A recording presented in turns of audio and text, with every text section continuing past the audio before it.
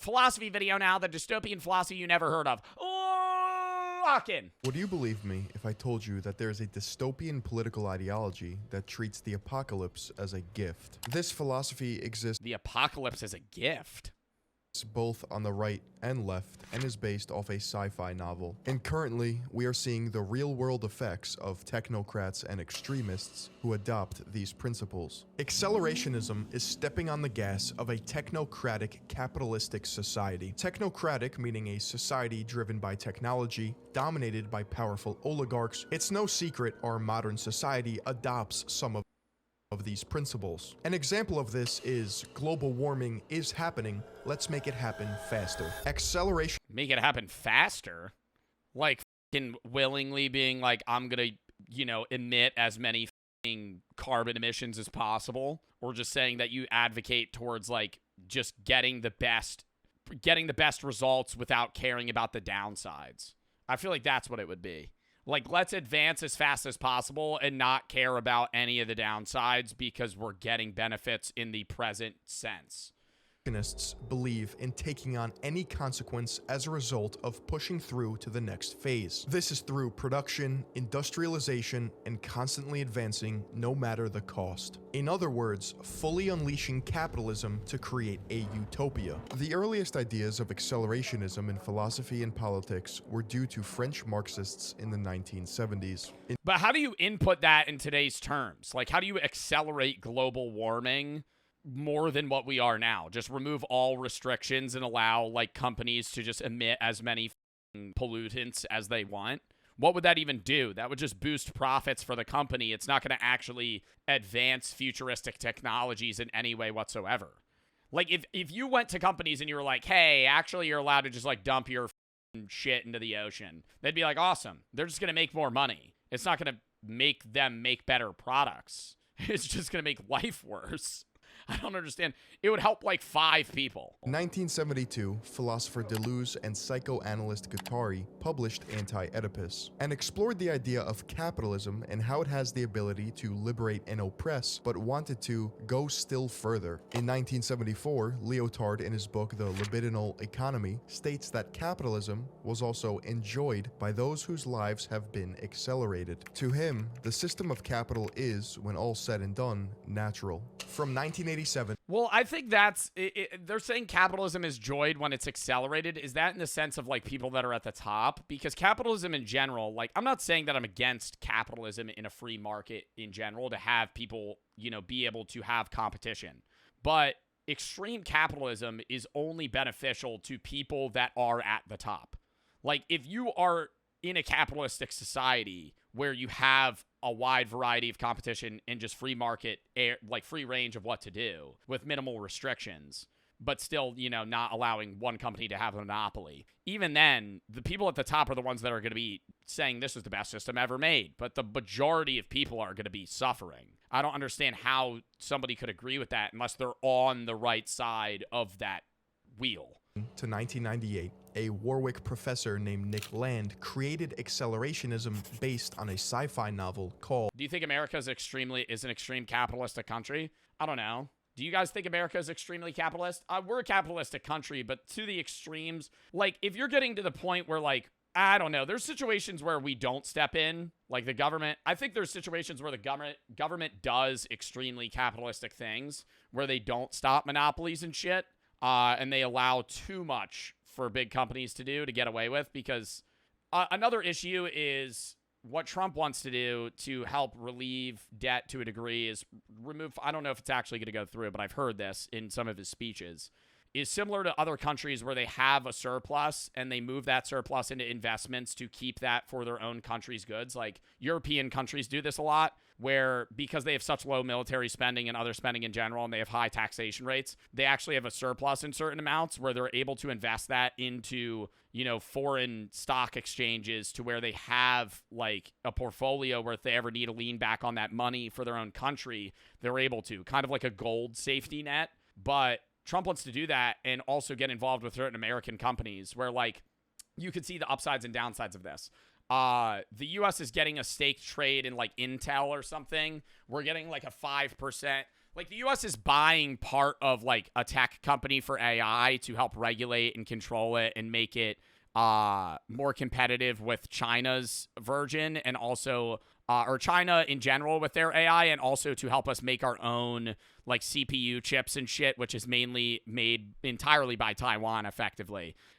Which has its upsides, but also its downsides in the sense that, like, anything that, if the US government is involved in companies, that gives them a bias to help those companies rather than it being, like, that's not even really extreme capitalism. That's leaning towards, like, not oligarchies, but, like, full-on fucking government control, where you're having these companies that are basically fully biased by the government, where, you know, if there's ever a situation where they get a deal and they're able to give a break or some sort of money or subsidiary or whatever it is to a company, they're going to give it to the one that they work with and they have a stake in. Because why would you not? Because that's the way that you're obviously going to boost your own economy, but also people, but that might not be what's best for the nation. Called Lord of Light. Fascism, but I don't know. I don't know how to describe it in the sense of, like, I don't think the U.S. is a fascist state. I don't think the U.S. is extremely capitalistic yet, but there is instances where the U.S. does things that are leaning towards that, but also things that are the exact opposite. Like, there are monopoly crackdowns, and there are full sections of our government that are meant for the purpose of not allowing companies to have too much freedom and control of their own people, to where they're acting as their own, you know, country minimally. Like, if you're a fucking $1 trillion company.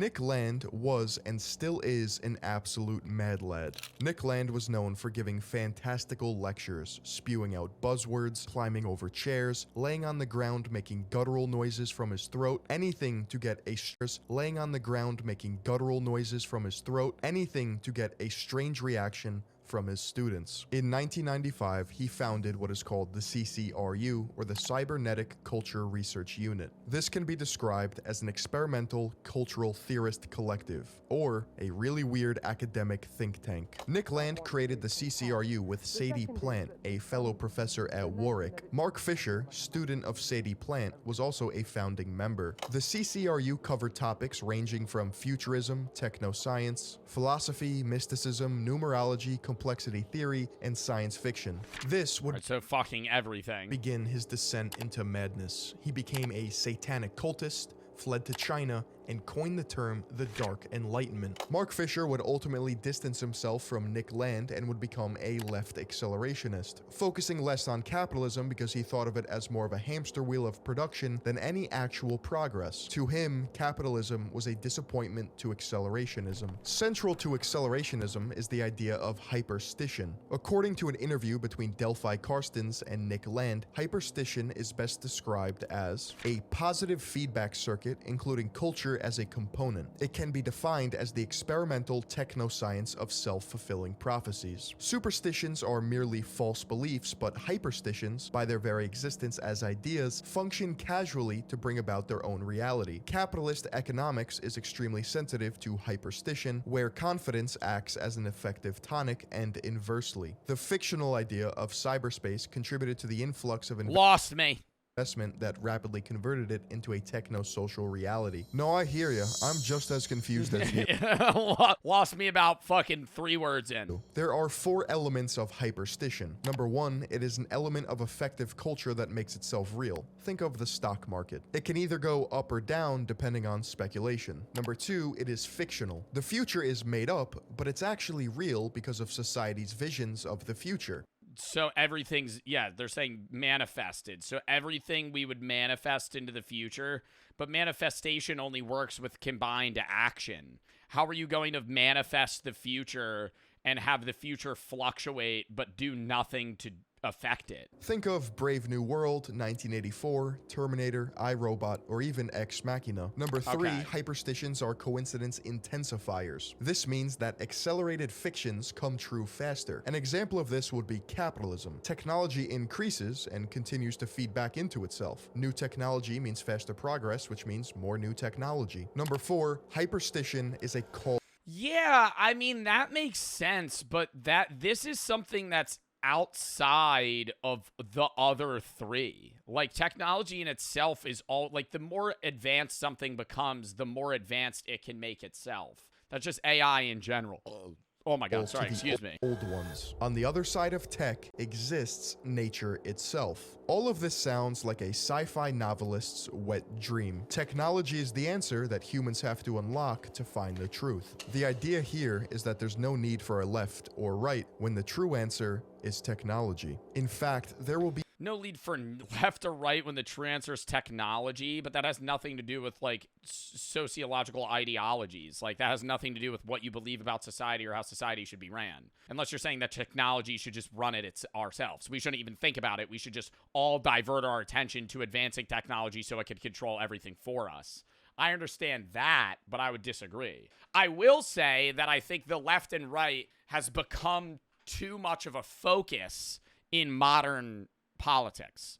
I think people solely care about party and side rather than individual. Because you got to think, at the end of the day, dude, you're not voting for a party, you're voting for a person. Like, yes, this individual is a part of the Republican or Democratic Party, but they're also a human that is deciding factors and changes depending on input and output, right? Like, they're their own being. Yes, they're slightly controlled by their party, if not fully controlled, as some may say, you know, conspiracy-wise, but I don't like the two-party system, and I don't like that the individual leans fully to the party all the time. I think that's an issue, and I think that's polarized us even more as a society to where we fully just agree, hey, you're either this or that, and there's no in between, and every issue falls into this or that, and you have to agree with one or the other. And that's not necessarily on the individual, right? Because you'll meet Democrats or Republicans that disagree with one another on certain things. But a lot of the time, the candidates that are put up for, you know, parties are always having to lean towards what the majority of the party would say rather than what they themselves think. You lost me, not gonna lie. You rarely ever see a Republican candidate have Democratic views or a Democratic candidate have Republican views. You used to see that 10, 15, 20, 30 years ago. When people used to run, you could recognize that they were a person. They were a human. They had their own takes that disagreed with the majority. Even if, obviously, Democratic candidates going to have Democratic views, but some things are going to, you know, skew from the majority or vice versa with Republican parties. But nowadays, they always lean towards what the majority of their party within their own ranks says. They never lean one way or another. Not always, but usually the people that are chosen and at the top have the most pull, are not necessarily the best candidate, but the one that's going to get the most votes and will be the most puppeteered by the party, usually. No need to and then when they are in office, if it's not for presidential elections, if it's for Senate or whatever, they always vote the way that the party wants them to vote because they won't get reelected if they don't. They're always about short-term gain. This falls in with accelerationism, They're always about short-term gain within their own party, helping themselves and making sure they get reelected. That's all they care about. Gerrymandering is part of the problem. Somebody redeemed Flex. Gerrymandering is part of the problem within that, which is basically the idea of sectioning communities to where certain votes matter more in certain areas, where you would kind of rewrite a map for voting counties to where, like, hey, we're going to kind of skew this to where we can make, say, a state that's 60% Republican, 40% Democrat be won by Democrats 85% of the time, or vice versa, right? You could do that. Gerrymandering occurs on both parties. The place you'll see it the most right now is Texas, where, like, most Democrats are represented by, like, 1/5 of the amount of people that are actually Democratic within the state. That's just a general guess. I don't know the actual statistic, but that's another thing is then instead of politicians having to fight against the other party, they have to fight within their own rank. And the problem there is to fight within your own rank, you just have to be the most liked and the most neutral. So what do? Nothing.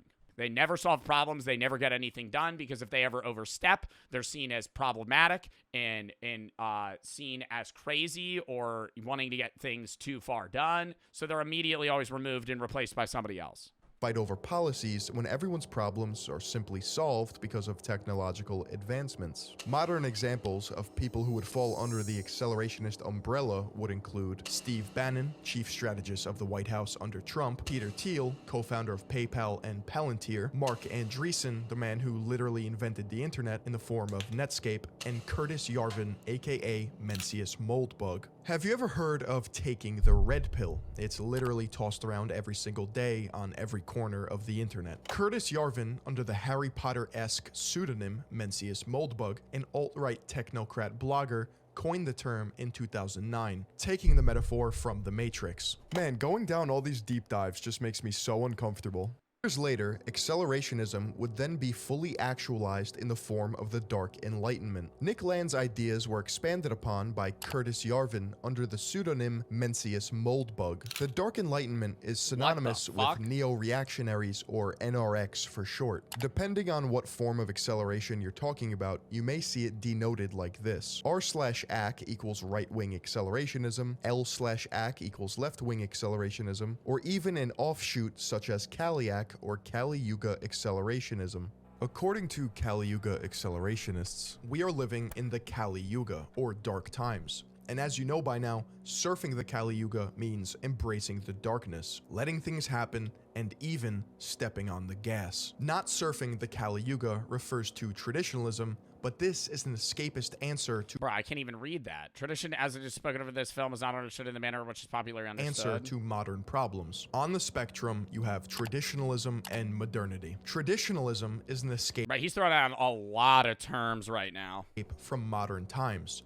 Traditionalists want to live like civilizations in the past, and they define tradition as truth. It's simply hating the modern world and yearning for a return of the good. Living in a naturalistic society where we don't lean on technology. I mean, that's more like attuned to like modern day. Like what I feel like people, when they hear that, probably think of like Amish people. Good days. I put good days in quotations because I think we've all read a history book or two. Modernity is the reality that we live in now, and capitalism is the vehicle that drives modernity. Accelerationism is one of the alt-right answers to getting out of the Kali Yuga, or the Dark Age. It is playing devil's advocate for a living and basking in it. These are small... Yeah, but if you accelerate everything in society, like global warming and technology in general, with no safety precautions or limitations, you're putting humanity at risk of utter, like, literal extinction. Whether it be with wars, political battles, or anything. Like, if you're... Unless you get everybody to agree on, like, hey, we're just gonna, like, steamroll ahead. Vocal, insulated groups. There's gotta be problems. People, which can be pretty powerful. Two individuals in particular, Sonny and Sonia, whose home is 4chan, created what is known as the Kaliak cult. This podcast describing Kali Yuga accelerationism was scrubbed from the internet and re-uploaded with 260 views. It is quite possibly the best example that this stuff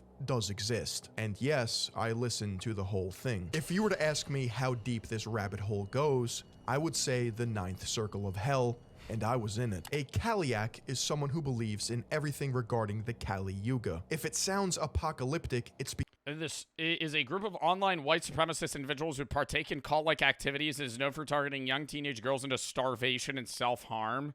The group includes aesthetics and cryptic-like writing. Their members seem to mainly come from the UK or Japan. Because it is. To these people, modern times are so bad and estranged from tradition that we are living in an apocalypse or the Kali Yuga. This podcast is hard to get through, considering both the subject matter and cadence of the subjects. But they describe getting off on post-meta-ironic humor.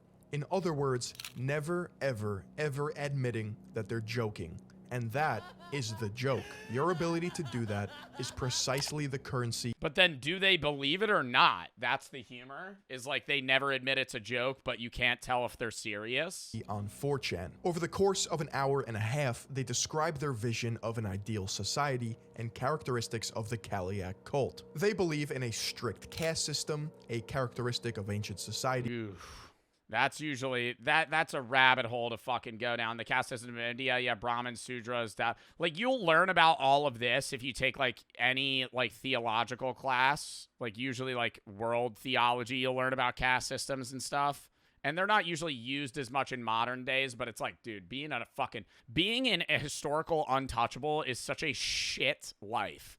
Like, you can't move up easily. You can move down a hell of a lot easier than up. Which consists of separating people. You learned about it in religion? Yeah, it's a part of theology. On gender, class, alpha or beta-ness, race, sex, ethnicity. It's basically like you're born into your family's like cultural relativity to where you're able to hold certain jobs, you have a certain level of wealth, and then social ranking where like you matter or don't. Culture, IQ. This can go on forever. Depending on where you sit in the caste system dictates your worth as a human. According to them, Aryans are at the top, and at the very base of the pyramid are the untouchables. To summarize their beliefs, members of the Kaliak cult believe in purebred humans, Darwinism, survival of the fittest, tradition in the sense of a metaphorical truth. What is a purebred human?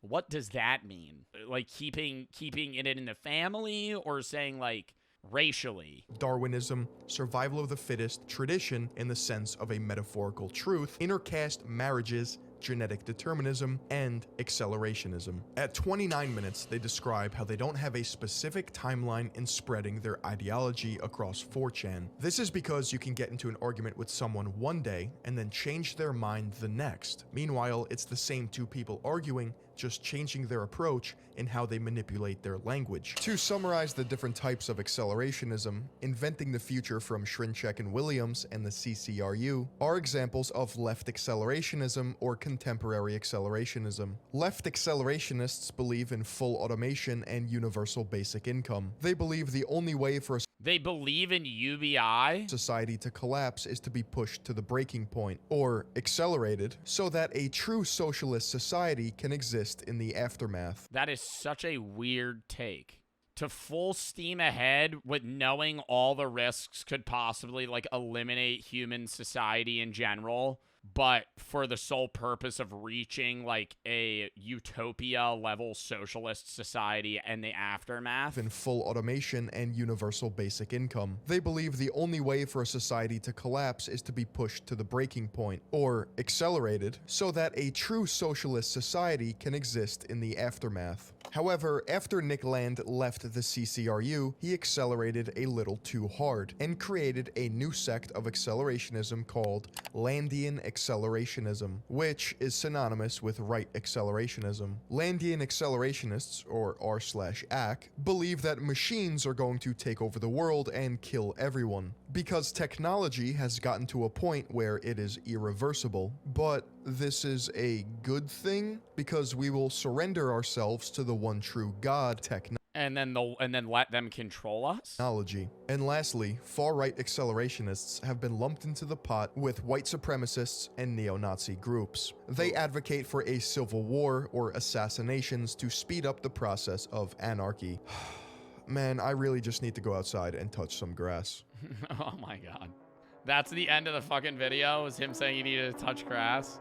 Well, that was an interesting video.